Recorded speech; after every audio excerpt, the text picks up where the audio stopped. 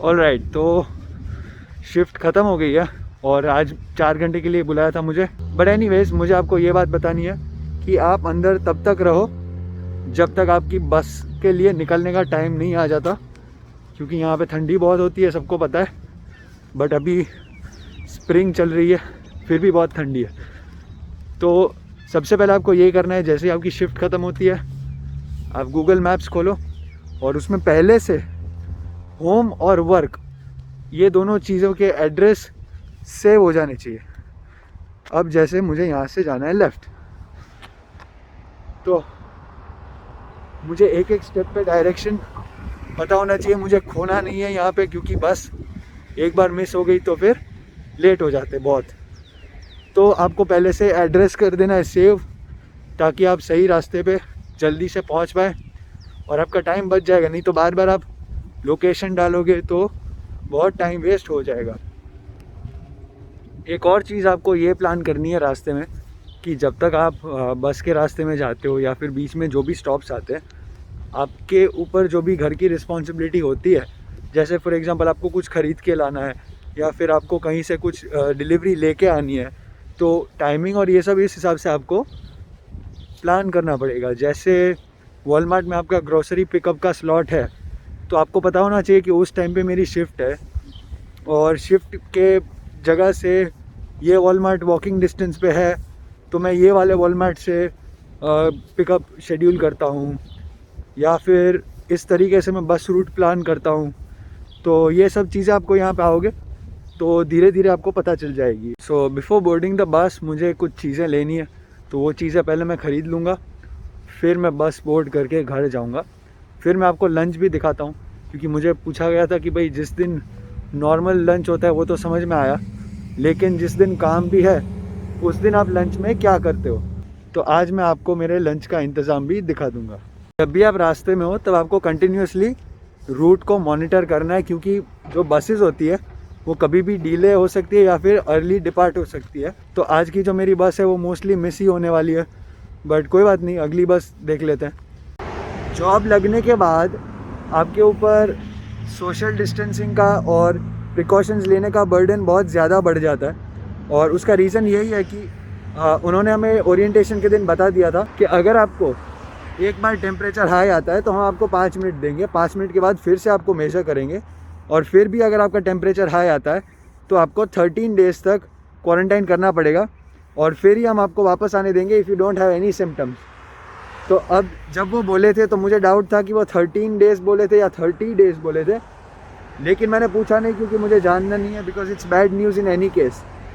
सो बहुत ही ज़्यादा आपकी लाइफ रिस्ट्रिक्ट हो जाती है अगर जॉब मिल जाती है, क्योंकि फालतू में ही 13 डेज़ घर पे रहना is a huge loss of money, and if it's 30 days तो फिर बहुत ही बड़ा प्रॉब्लम हो जाता है। 1 महीना अगर आपको ऐसे ही पड़े रहना है, तो वो क्या बोले थे पता नहीं, मैंने वापस पूछा भी नहीं, but even if it's 13 days then it's bad news, so we have to be extra careful.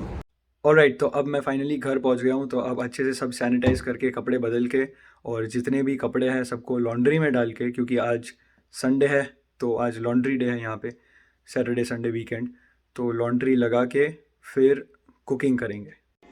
Alright, तो अब करते हैं कुकिंग को शुरू, और मैं सबसे पहले आपको इंग्रेडिएंट्स दिखा देता हूँ और फिर हम बाकी का प्रोसेस देखते हैं। तो सबसे पहले ये जो है वो पूरे बॉक्स का एक पार्ट था, ब्रांड है सत्य विजय, लेकिन जगह बचाने के लिए मैंने पैकेट्स को अलग कर दिया था बैग में, और इसका सिर्फ कटआउट मैं साथ में लाया था, तो इतनी कम जगह में सब आ गया था बैग में। सो एनीवेज ये 3 ग्रेवी के पैकेट्स है। इसके इंस्ट्रक्शंस बहुत सिंपल है। सबसे पहले आपको एक पैकेट के लिए 30 grams of oil, so 3 times for 3 packets, उसको आपको 30 सेकेंड्स के लिए उसको गर्म करना है, और गर्म हो जाने के बाद आपको थोड़ा पानी डालना है। आपकी ग्रेवी जैसे ही रेडी हो जाती है आप उसमें या तो राजमा डाल सकते हो, या तो आप पनीर डाल सकते हो, या फिर आप छोले डाल सकते हो, या फिर कोई भी अगर वेजिटेबल आपको और खाना है वो बॉईल करके उसको भी आप डाल सकते हो। और ऑब्वियसली क्योंकि एग भुर्जी की ग्रेवी है तो एग्स तो डाल ही सकते हैं, तो आप इसके अंदर कुछ भी डाल सकते हो। बेसिकली ये सिर्फ रेडी टू ईट ग्रेवी है। ये ग्रेवी मैं इंडिया से लाया था, लेकिन आपको कनाडा में भी मिल जाएगी, इंडियन स्टोर्स में कहीं पे भी। ब्रांड का नाम है सत्य विजय, और बहुत अच्छी होती है इसकी ग्रेवी।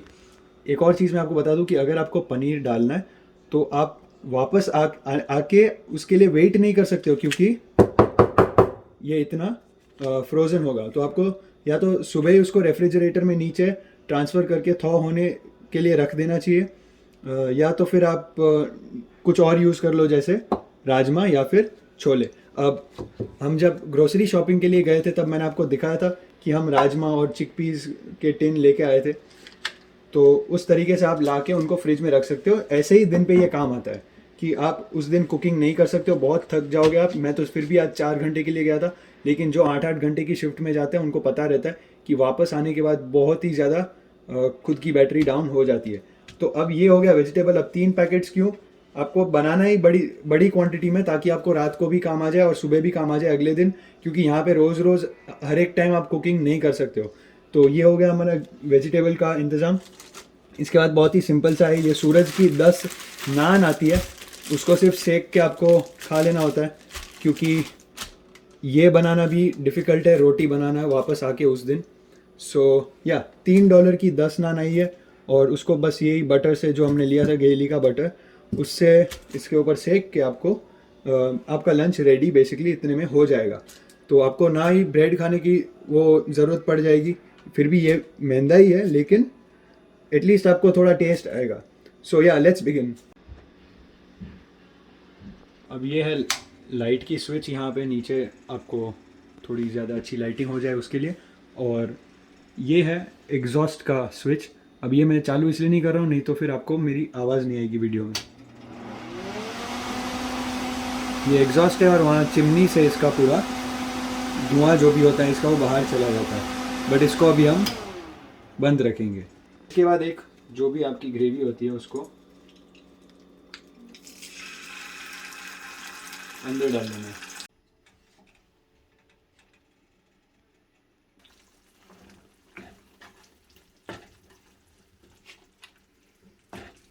और अब डाल देंगे पानी इसमें थोड़ा,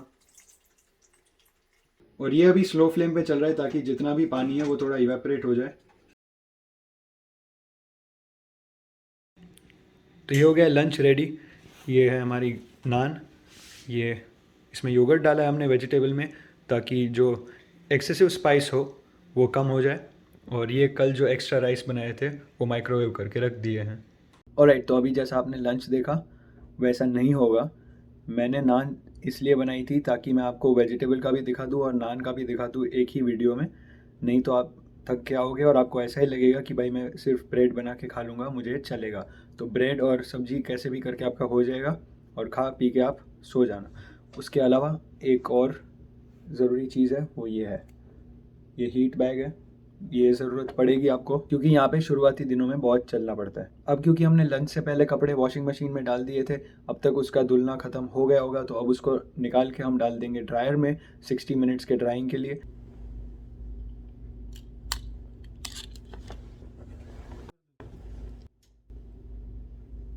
ओके, सो आप गैस नहीं कर पाओगे, but the time is almost 8 in the night right now. यहाँ पे सनसेट बहुत लेट होता है, तो लाइट काफ़ी ज़्यादा है, इसलिए थोड़ा बाहर घूमने आ गया हूँ मैं। बट एनीवेज़, मैं आपको इस वीडियो के ज़रिए बस यही दिखाना चाहता था कि ओवरऑल यहाँ पे एक कैसा सीन रहता है जब भी कोई स्टूडेंट वर्क भी करता है और ये सारी चीज़ें मैनेज करता है। But the good news for you is के ये बहुत सारी चीज़ें होती है जो इसमें चेंज हो जाएगी जैसे ही आप यहाँ पे आओगे। हो सकता है आप कोई ऐसे घर में रहते हो जहाँ पे कुकिंग कोई और करता है और आपकी रिस्पॉन्सिबिलिटी क्लीनिंग की है और ग्रोसरी शॉपिंग की है एंड सो ऑन, तो उस पर वेरी करेगा। इट में ऑल्सो डिफ़र अगर आपका काम इतना फिज़िकली डिमांडिंग है या नहीं है, या फिर आपके घर से आपका काम कितना दूर है। तो ये सारी चीज़ें होती है जिससे ये फैक्टर्स होते हैं। आपकी कॉलेज का वर्कलोड कितना है, तो उस हिसाब से आपको थोड़ा आपका आइडिया आ जाएगा कि आपकी डेली लाइफ कैसी होगी। तो anyways, I hope you guys like this video and I really hope you guys can come to Canada very soon. All the best.